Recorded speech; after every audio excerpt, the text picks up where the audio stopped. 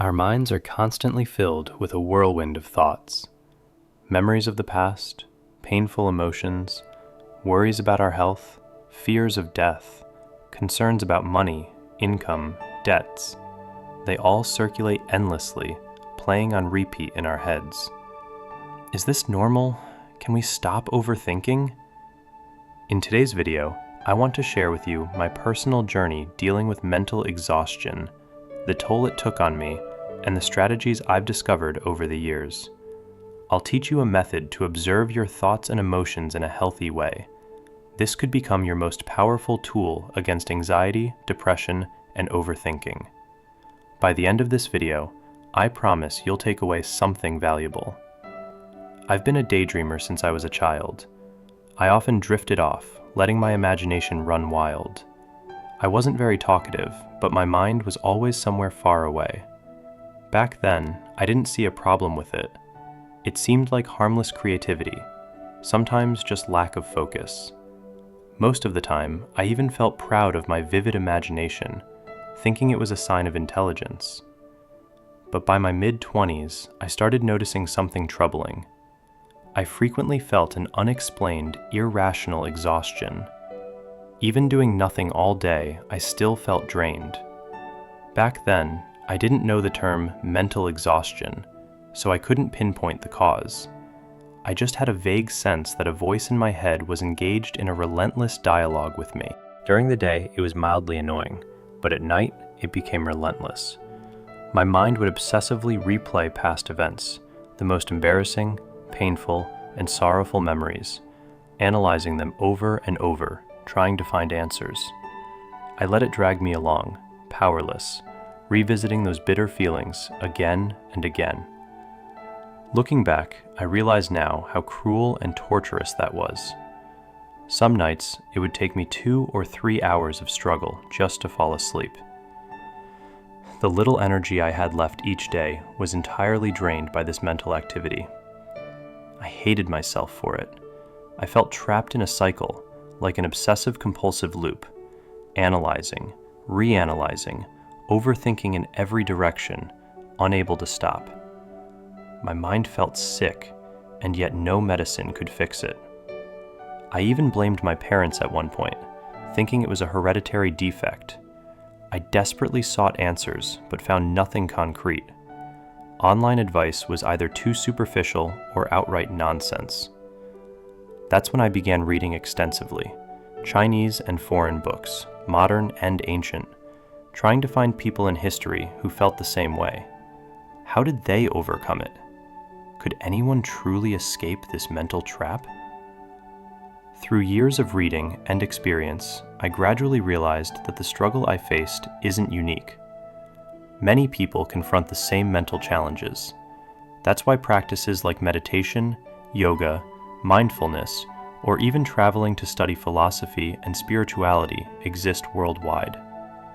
The methods may differ, but the goal is universal: to calm the mind and stop the chaos of thoughts. Here's what I learned. Trying to control your mind and force it to stop thinking is futile. Your brain is like your heart or stomach. Its purpose is to think, analyze, and process everything you see, hear, and imagine. Thoughts arise automatically, and you can't truly take control of them. The real problem isn't the presence of thoughts, but our belief that these thoughts define us. We automatically assume that every idea, emotion, or judgment in our mind represents who we are, and that's exactly why we suffer. Here's the key.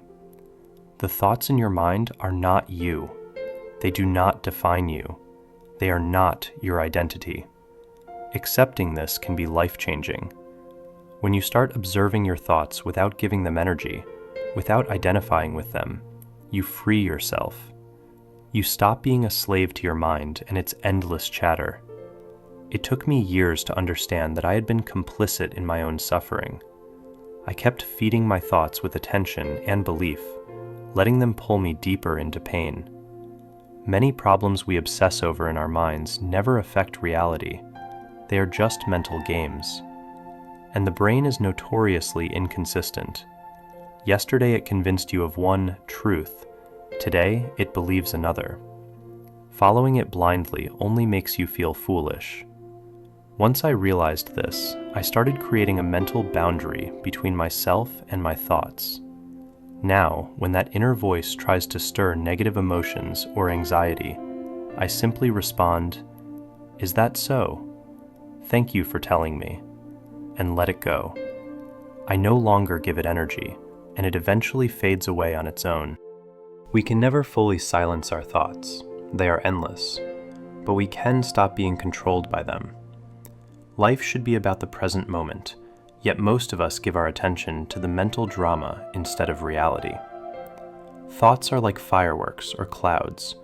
They appear and vanish, with no fixed meaning or reason. When you truly see their fleeting, insubstantial nature, you can break free from mental exhaustion. This is a form of liberation, freeing yourself from the mental energy you unconsciously feed your thoughts with.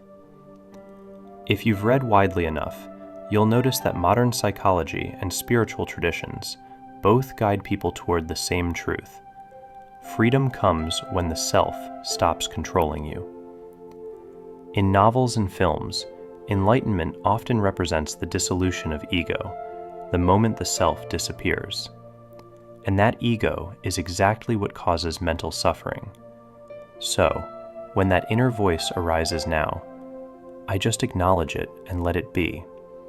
I maintain a protective distance, refusing to feed it energy or merge with it. It can't drag me into its chaos anymore. Yet I know it will never disappear completely. We are destined to coexist with our minds. The goal is simply not to get lost in them. What I'm sharing here are my experiences and insights, not a definitive answer, but they've brought me closer to understanding the truth.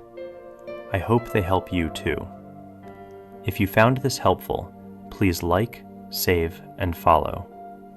Also, I've changed the video style today. Let me know what you think in the comments. Thanks, and see you next time.